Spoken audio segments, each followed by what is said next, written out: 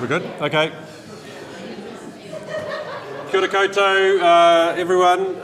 Lovely to see you here for the after lunch session on Wednesday. You're looking wide awake and energised, so thank you to the Coffee Cart and Datacom again, and all of our other wonderful sponsors here this week for eResearch NZ, eRangahau Aotearoa. So now we have a very interesting session, a panel on national collaboration in AI.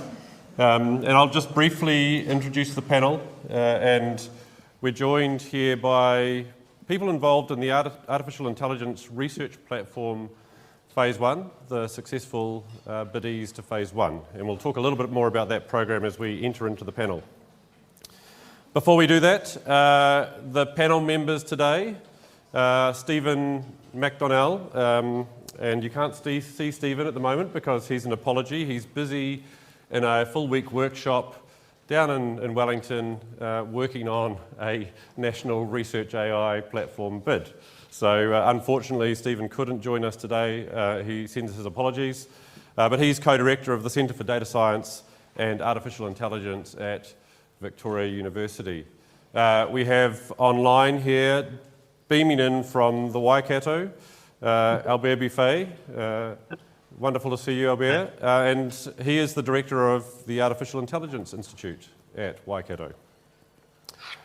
To my right, and right next to me, we have Michael Whitbrock from Waipapatau Matarau, and he's lab director at the Strong AI Lab. Welcome, Michael. Kia ora. And kia ora as well, Chris, to you. Chris McDermott from Bioeconomy Sciences Institute, formerly at Landcare Research, and he is the Chief Information Officer of the Landcare Research Division of the Bioeconomy Sciences Institute. Hopefully I've got that correct, as well as involved with digital strategy. So kia ora, Chris. I am Nick Jones, Nick Jones, Takawingwa. I am your chair for today. I am here from Waipapatau Matarau. I'm the Director of Digital Research Innovation and Artificial Intelligence, and that's about the last you'll hear about me today. So why are we here? The purpose of this session, we really want to just give us all an opportunity to learn a little bit more about the AI research platform that's being developed by MBIE in the sector at the moment. So we're introducing the sort of successful concepts as far as they're represented today on the panel. We want to hear insights from each of the bid teams and explore some of the themes around the sort of excellence or the impact or what makes them distinctive on the way through. So the platform itself, the AI research platform, the government has an ambition obviously to strengthen AI capability across the country. They want to build an enduring advantage in AI and research-driven AI. They're looking to support world-class AI research relevant to New Zealand, and trying to lay the foundations for a future AI institute. So the AI research platform, I think, evolves over its 7-year life, and we don't know yet, it's very preliminary, very prospective, into an ongoing AI institute. So phase 1 is completed. They've gone through, bid teams have been formed. At the end of last year, they put in their bids. There was a sort of early stage assessment of those concepts. They tested the vision, the additionality, the impact and the alignment, and 5 concepts were selected, and we have 3 of those here today. Each of those teams were awarded just before Christmas, a nice little Christmas present of $250,000 to workshop and build up their bids, ready for the phase 2 process. And so they've got contracts, they've got a very short time frame. They're running at the end of March in terms of their phase 2 developments. And the platform, I believe, I don't know if Isaac's still here from MB, but we're looking at sort of June, July for, I believe, launch of the platform. So pretty rapid process from here. So let me introduce the phase 1 successful applicants. And from Bioeconomy Science Institute, represented by Chris McDermott here, we have the Bio AI platform. And this is a platform that's looking at accelerating export-led growth from New Zealand's bioeconomy. And we're looking forward to learning more about this, Chris.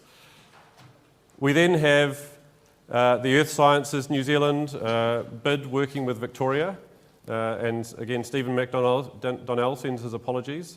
And this is the Aotearoa Institute for Autonomous Intelligence, so AI autonomy at the edge. We have the bid represented here by Michael Whitbrock, a professor here at Waipapa Taumatarau, University of Auckland, Aotearoa Agentic AI Platform, a productivity multiplier. We have a bid from Weta FX, who aren't on the panel today, Aotearoa Creative Artificial Intelligence Research Institute.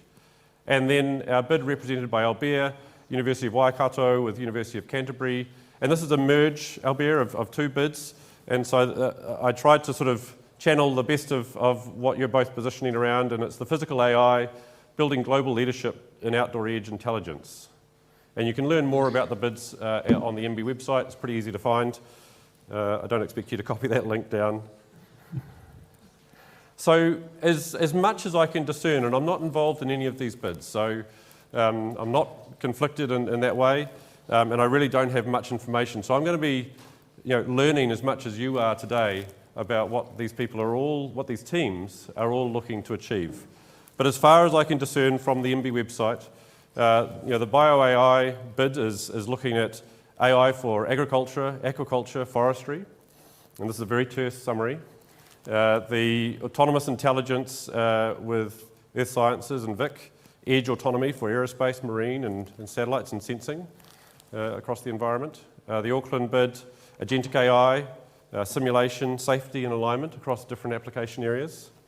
The Weta bid, creative AI research, vision, imaging, digital twins. And the combined bid of Waikato and Canterbury, looking at physical AI, streaming, machine learning, edge intelligence, physical environments across different application areas in the environment. So that's the sort of as much background as I've got. And now we turn to our panel. And we have a first question. The way we're going to run this is we've got a series of questions, and each panel member will have an opportunity to respond to each of the questions in whatever way they want. Now we recognise, I'll just take a pause for a moment to sort of recognise we're in the midst of a competitive process. So we're not expecting them to lay everything on the table and share all their secrets with each other, not right at this moment, although they're all friends and they all talk all the time, so maybe that's already been done. But we're just aware of the sensitivities of being inside this contestable process, and so we'll allow them to sit in that space and move through this process without too much pressure during this panel. We're really looking just to see what they can share at this point in time, given the phase of development that they're at. Is that fair? It seems pretty fair, doesn't it? So with that, we'll go on to the first question. We'll try and go on to the first question. It doesn't want to go on to the first question. Yes! Okay.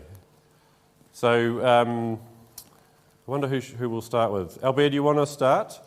So first question we've got is, what do you see as the uniqueness of your vision, the value of your team and your bid, and your sort of collective vision for Aotearoa and your focus? Over to you. Yeah, thank you.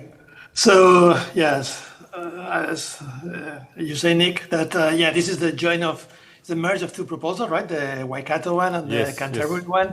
So let's say that, so we are trying now to work in something that is really, really like the intersection of the two proposals. And the uniqueness of our vision is really on outdoors AI, on how we can sense, learn, act in the physical world. And in terms of what's the technology, we are focusing on physical AI, edge AI. We try also to benefit from our previous research experience, right? And that's a lot on streaming, continual learning. So let's say that our uniqueness, because one of the things of this call is that it needs to be really specific for New Zealand. And then I think that our team it's really good to be merging the two teams from Waikato and Canterbury. I think it's really a diverse team, and I think that maybe the most valuable thing of our proposal is going to be the team we expect. And our vision for Aotearoa is really that, the research platform, this AI research platform needs to be transitioned to an institute, right? To a national AI institute, and that needs to be an institute for everyone. And yeah, we know that the idea of the government of MBIE is really just to focus narrow in a hard to copy niche in terms of AI research. But at the same time, needs to be something really useful for industry in New Zealand, for researchers in New Zealand, for iwi, for everyone, right? So it needs to be something that really helps everyone in New Zealand. So yeah, we are still trying to build that. We are merging the two proposals. It's not as easy as maybe the others, right? Because they already started and they have this advantage. But yeah, I think it's really, it could be also an opportunity for us how we merge these two proposals. So I think it's, yeah, we are really happy about how the proposal is going right now and how we are merging both. Yeah. Thank you. Okay, brilliant. So Chris, do you want to go next? Yeah, kia ora, Nick. Look, I think when we first started working on the first phase proposal, the question of uniqueness was the thing that probably troubled us most. You know, how do we kind of pin this down? AI is such a massive, fundamental, widely kind of applicable, enabling technology that it kind of becomes hard. You can see so many places you could apply it in your work. But it was clear that what the REANNZ and Aotearoa were looking for was a chance to strategically invest in something that was particularly relevant to New Zealand that would be applicable kind of to the wider world. So our vision for our platform is to establish Aotearoa as a global leader in trusted applied bio-AI. What do we mean by that? We mean really looking at how AI can work in complex, real biological systems to deliver real economic and environmental outcomes. So it's quite application focused or quite applied focused. We're not necessarily trying to build AI in a general sense or compete with global tech companies. We're saying, how can we leverage this technology in an area which is pretty important to New Zealand, right? So if I break that down into kind of three parts, the first is that focus on biosciences and the economy, or the bioeconomy as we like to call it, at the Bioeconomy Science Institute. Maybe it's obvious that we would focus in that space, but I wanted to thank Isaac, particularly yesterday, for putting up a lovely chart that showed how much New Zealand invests in R&D and agriculture, and just celebrate that as a wonderful thing, and something that has built a pretty strong foundational part of our economy, right? We are experts in this space in New Zealand and Aotearoa. And we think that AI technologies have a huge part to play in accelerating and building and strengthening that important part of our economy. So that's the focus area for us.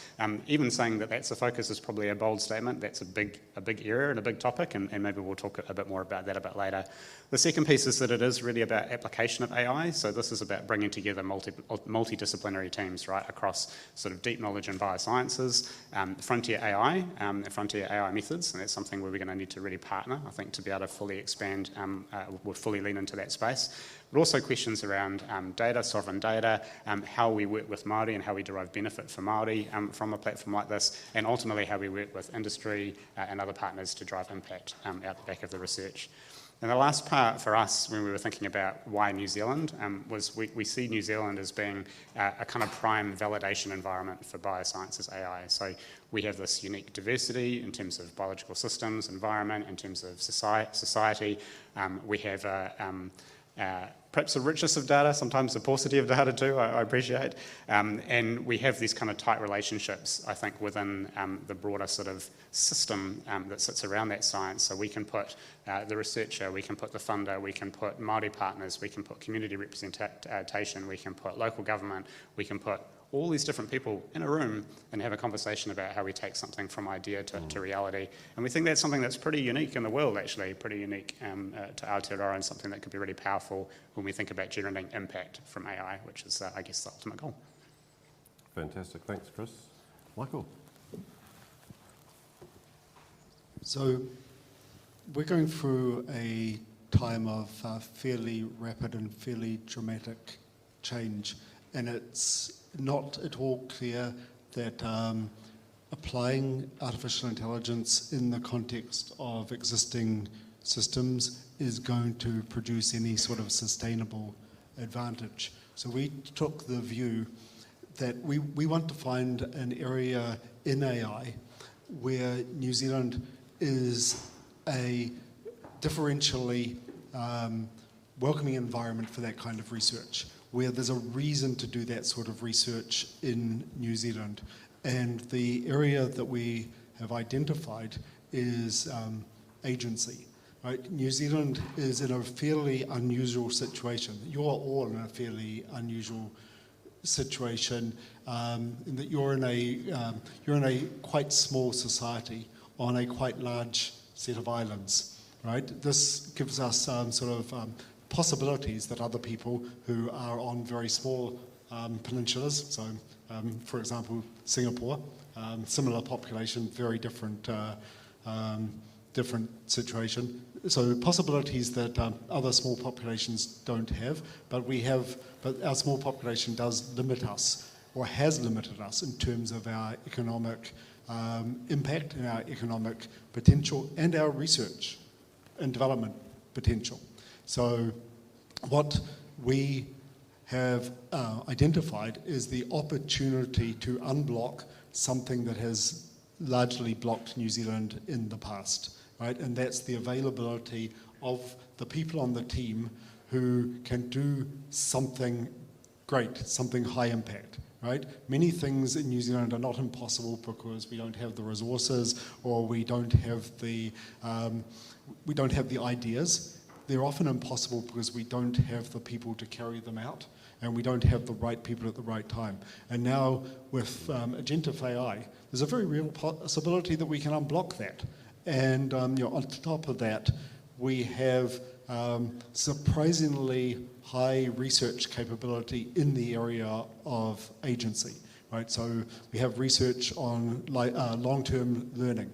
We have research on how do you understand from observing a system what the underlying causes in that system are, including sort of low-level kind of systems like environmental systems, but also high-level societal systems. So we've got work on high-quality reasoning, for example. So we're actually in a position, we have the capacity to lead in agentive AI for large-scale deployment, and we have more reason to want to do that than any other country I can think of. So that's part of what we're doing. The other part is, how do you do this safely and effectively? And the way you maybe can do things far more safely and effectively than we have in the past is by accurately simulating the outcome of doing them, right? So can we build models of Aotearoa where when you ask, what would happen if, what would happen if those cafe robots that people are trying to have were actually liked by anybody and were widely used? What impact would that have on the rest of the economy? What impact would it have on the people who are working in the cafes? How might we mitigate that impact? How might we make sure that people continue to have fulfilling lives, right? And so part of it is, can we, again, by using agentive simulation, right? So models of people and organizations and ecosystems and rivers and mountains, right? All of the agents that surround us in Aotearoa, can we model those in a way which allow us to deploy this stuff more rapidly than other countries and take maximum advantage, but also at much lower risk than other countries, in part because we are kind of isolated, right? And we can do things at lower risk. So that's what we see as the opportunity. And it's an opportunity to, not just for applications, but to act at the foundational level of AI in an internationally competitive way, in a way which can drive these sorts of very important application domains that the country depends on and that are important to our well-being and to our economy. Brilliant, thank you. That was a great introduction to your three bids. I appreciate that. So we'll move now on to the second question. And maybe, Albert, you sort of foreshadowed this a little bit, particularly in your case, which is unique amongst the successful phase one groups, bid teams. So could you lead out again just how the bid team's thinking has evolved for phase two? What have you learned? How's your bid and your team evolving? And I recognise that's partly the partnership, but obviously all the ideas and things as well. Yeah, kia ora. Yeah, so in our case, it has been really, really interesting in the sense that it's not really just the evolution of the first phase proposal. It's really, we had to really start again, just discussing what should our proposal be. And I think that was really, really good in the sense that we had been discussing a lot. And I think that's something that is really, really important, especially because, you know, we have always strong opinions, but I think it's really, really good to talk with people and listen. So I think that was really a very good exercise to try to see, okay, so what we need here is the best proposal. So let's see who has the best ideas and how we combine them. So for us, because we come from this merge, right? So our main learning has been, okay, so how we combine people from two universities in this case, just to make a stronger team, combining the strengths of the two universities. So we are quite happy. Maybe, of course, we are a bit delayed in comparison maybe with the other bits because we had to create this momentum, right? Just to think of how we do that. But I think that, yeah, now we have this understanding of what we want to do, what we want to achieve. And now, yeah, we are trying to build that. And again, I think that for us, the most important thing is the team in the proposal. So yeah, this is maybe our main priority right now. Thanks. Brilliant. Thank you, Albert. Chris, do you want to follow on from there? Yeah, sure. So I mentioned before that we tried to focus our initial bid on sort of biosciences, bioeconomy, and that was a narrowing. But you know, when you start thinking about what is the bioeconomy, it's sort of everything biological that we generate some sort of economic or societal value from, all those biological systems. So it's ginormous, it's massive. So the first real bit of feedback that we got from the NZIAT team and the panel was that we needed to tighten up. We needed to really kind of tighten up the ideas, the core focus areas for the program. So that's been a big focus for us, is saying, you know, where are we going to drive, where can AI have the most significant kind of impact in terms of accelerating or, you know, generating new research pathways for us within some of the kind of big traditional problem spaces that exist across the bioeconomy. So that's kind of the first big change for us, is really just trying to tighten up, and we're doing that like others through workshops over the coming weeks with our research teams, just trying to pin down the best kind of places to play. And I think the second really good bit of feedback that we had, again, goes back to that idea that this is a strategic investment for New Zealand that's intended to drive impact, right? Specific kind of outcomes, including economic outcomes from the platform. And we need to show how the platform will do that. So we need to be able to show that there is a specific mechanism by which we'll work with industry, we'll work with communities, we'll work with end users from the kind of inception of projects through to ways to then, you know, fund and generate things like new startups, new business opportunities. So we're really kind of working on what those pathways look like, how we bring those partners into the process up at the front end rather than at the tail end of, hey, look, we did a cool thing, maybe you should commercialise it, you know, which is sort of kind of traditional. So yeah, so those are probably the two big changes for us, two big focus areas, just tightening up, getting the focus really kind of clear from a research direction perspective, recognising that will evolve and change over a 7-year, you know, lifespan of a platform, but, you know, trying to get that sort of starting point reasonably tight, reasonably clear, and making sure that it's really strategic for New Zealand. Kia ora, Chris. Thank you. Michael? So I think in large part our proposal's been somewhat stable, but the thing perhaps that has changed, I mean, there's been some advice from the government about the structure of the platform and the eventual institute, and thinking about how that transition's going, both about how the initial platform can be sort of executed with the types of level of effort from people that are expected by the government. That's a little bit complex, and also about how the platform will evolve into an institute where Aotearoa is continuing to operate in AI research, you know, in years 7, 8, 9, 10, 11, 12 at a truly world class. So how do we use this opportunity, you know, not to develop a particular thing, but to put us in a situation where we are hyper competitive both in this area of AI research, certainly, but also in the applications of agentive AI and the sorts of startups which can be enabled in bioeconomy, right? In robotics, in edge computing, in creative works, right? Those startups which can be enabled by remaining very competitive, internationally competitive in these foundational research areas. And I think persuading the government that scientists actually care about the economy is it's a lot of fun. Excellent. Thank you, Michael. So now we'll have a look at some of those expectations that you just sort of hinted at.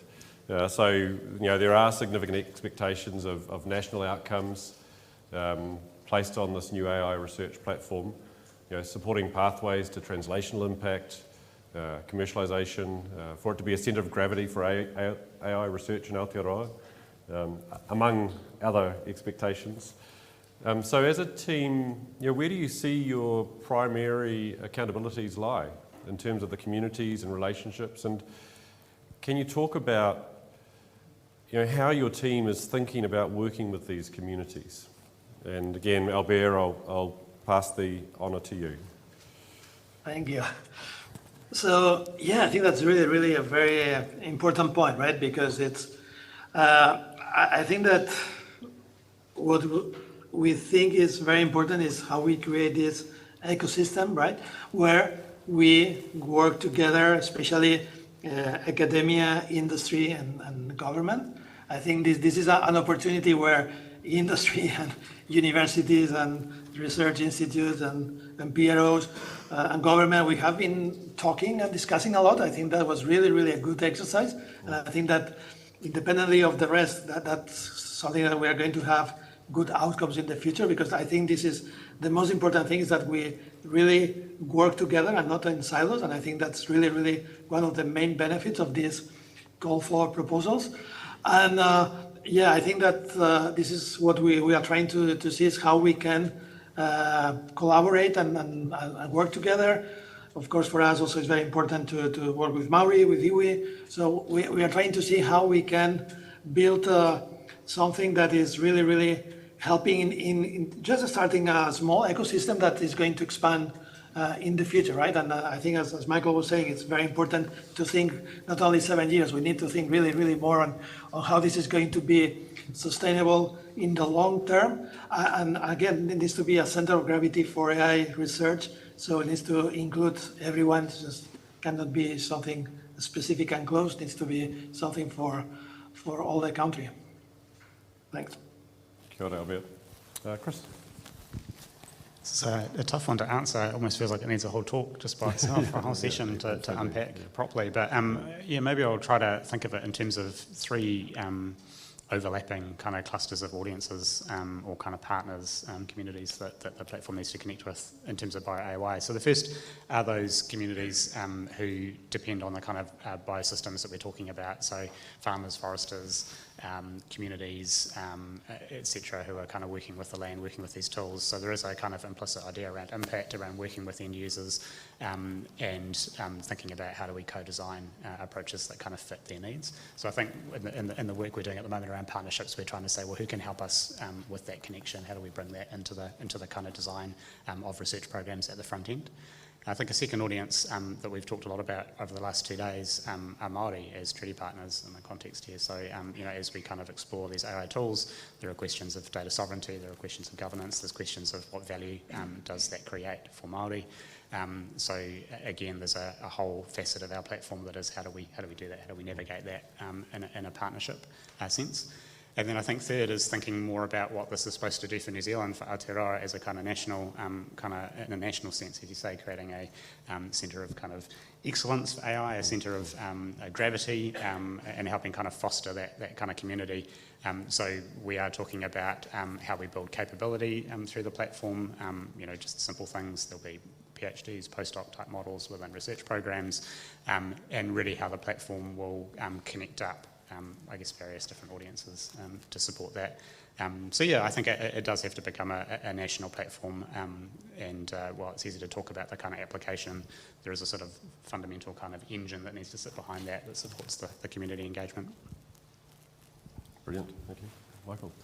So Aotearoa, New Zealand is a place with sort of enormous potential for good and for benefit to its inhabitants. And we have a fairly admirable society in some ways. We're a very diverse society. We have many different cultures, but we get on fairly well. It's not perfect though, right? So our primary responsibility is to, I think, try to arrange the environment in which people and groups in the country can lead fulfilling lives with one another, and where then we can pass on what we have learned about how to achieve that to the rest of the world.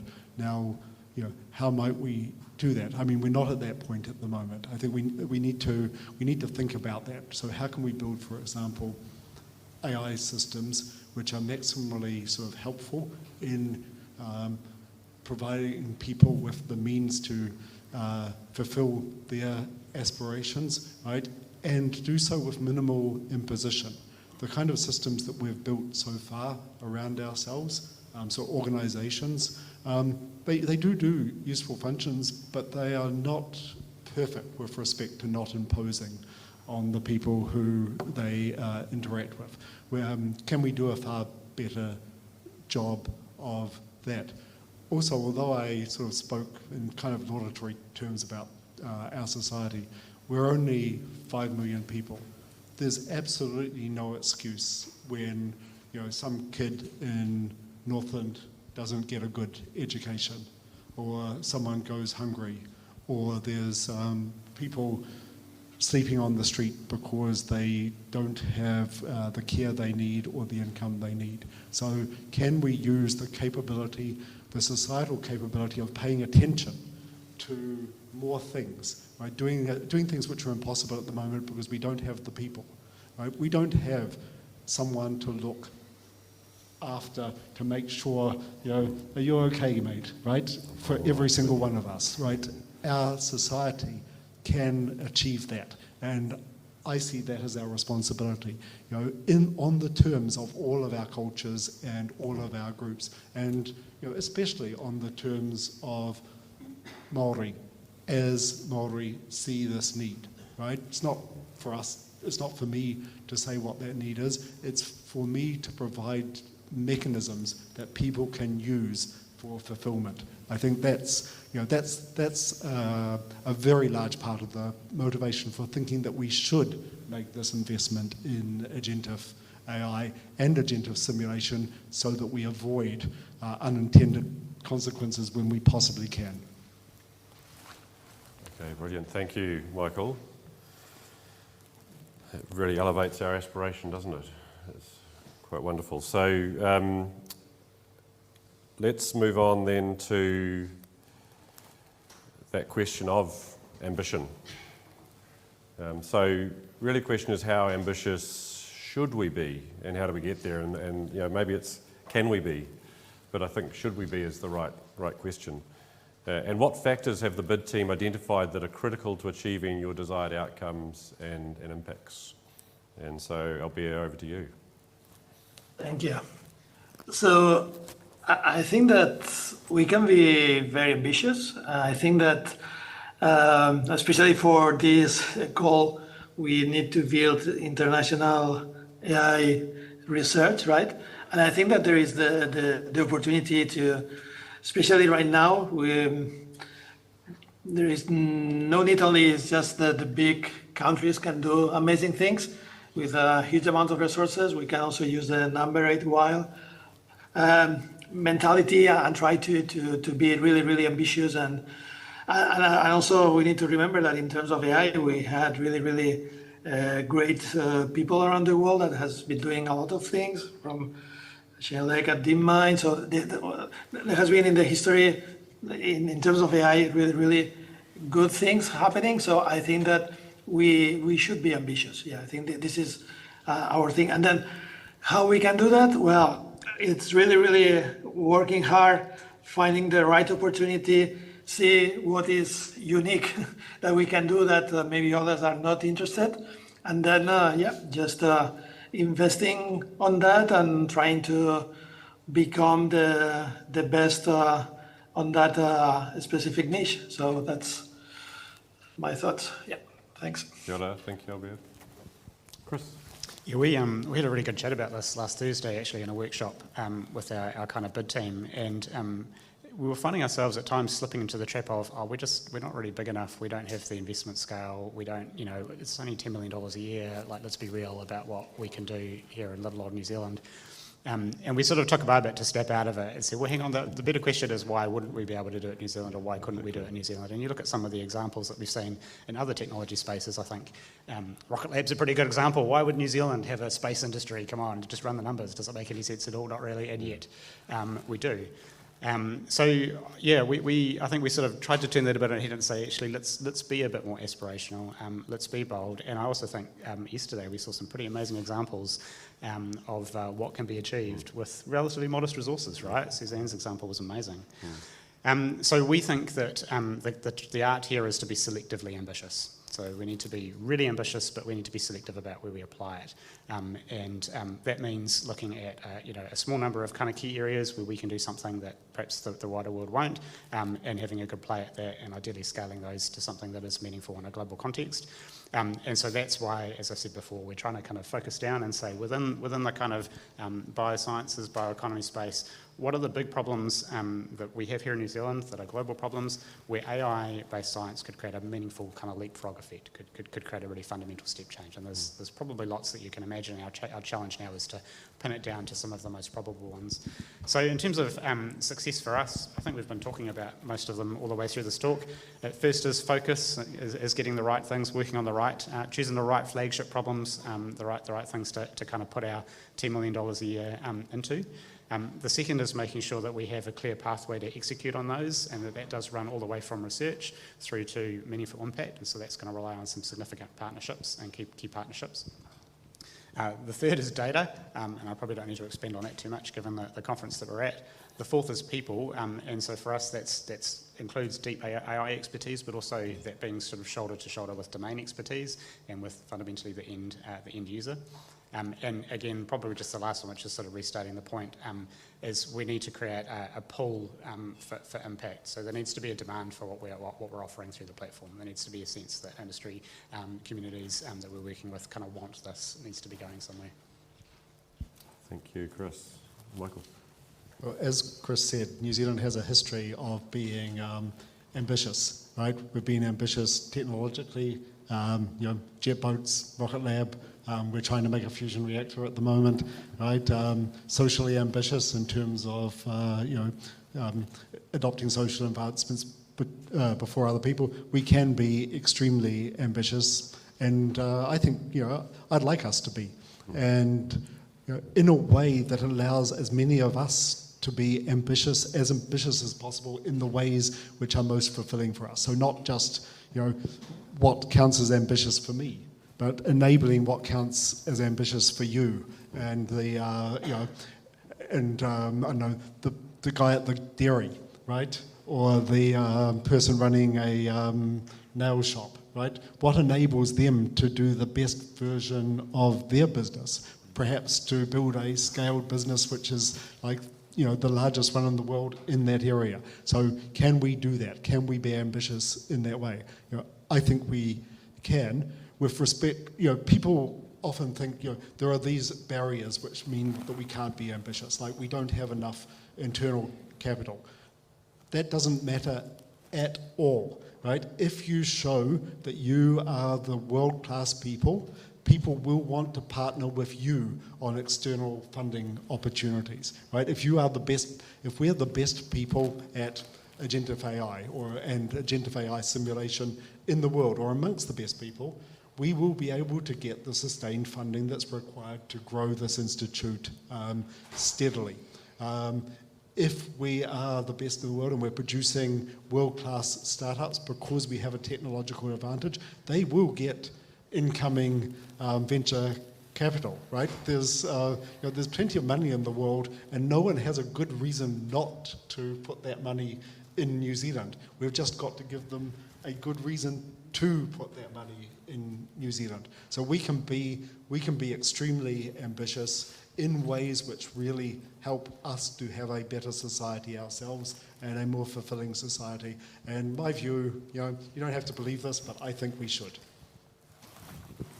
Okay, brilliant. We're full of ambition, which I absolutely love for us. So we've got about 4 minutes left of our discussion today. So I think what we'll do is one more question. I think we'll go with the short one, eh? Let's do that one. So just thinking about the broader dissemination of the things that you're going to be doing. What sort of practices or forms of output are you considering as core to sort of broadening the availability of your work? And you've talked a little bit about some of that already. And what sort of potential do you see for both sort of directed stuff that you can drive, but also that sort of emergent impact, which might happen depending on how you do your dissemination? Albert, over to you. Thank you. So yeah, the different ways that different forms of outputs we are considering, but maybe the main one is open source. We really believe in open source software and specifically for AI. And I think that could be the best way to disseminate what we are doing, because that could allow people to use it and just to create a community, right, of people using this. So yeah, there are many outcomes, of course. Could be in terms of commercialization, in terms of publications, but we think that for us, maybe the one that we like the most is open source. Thanks. Kia ora, thank you. It's nice and succinct, which fits the time available very nicely. Thank you, Albert. So, Chris, over to you. It's an implicit challenge there. Can I be succinct? So we see there being specific outputs from some key big research programs, which would be both research outputs and ideally commercialisation opportunities off the back of that. Mm-hmm. We're also interested in having a pathway for smaller, faster, kind of fast fail projects / startups that would kind of run through this, which would obviously be kind of partnership piece with entrepreneurs, those who are keen to kind of explore the use of AI in the sector.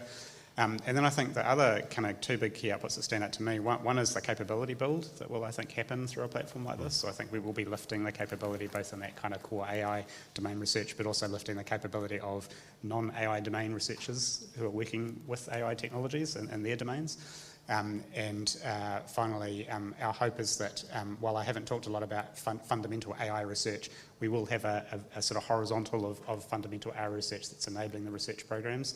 And our hope is that anything we build there is reusable, right? So we're building that in a way that they are workflows, they're pipelines, they're fundamental models that can be kind of leveraged for other research outside of that.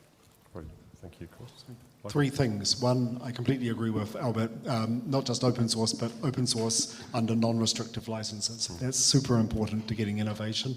Another is working closely inside the innovation system. So working closely with VCs, working closely with incubators, working closely with the sort of people who do skill transfer. And the third sort of innovation, support for innovation is making sure that we are involving people in our process at every level. Part of it is making these systems that we build really helpful to people trying to use them, right? A agentive system which you can just connect to and it will start helping, right? But also doing that inside schools, doing that at the undergraduate level, doing that at the doctoral level, making it very easy for people to be involved in this process of enabling Aotearoa to use agentive systems to help us to have more fulfilling lives, and really committing to that. Kia ora. Thank you very much, Albert. Thank you, Chris. Thank you, Michael. Before you go, we'll just join me in thanking the panel members for their wonderful kōrero today.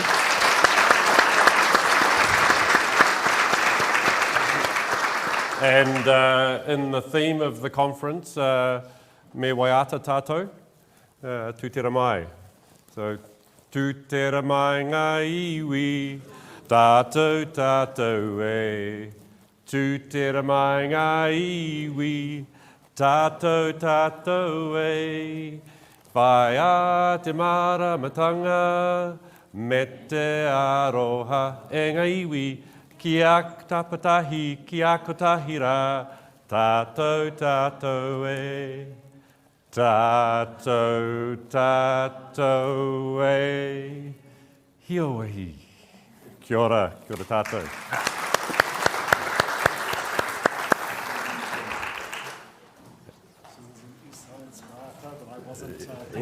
There's been a few waiata.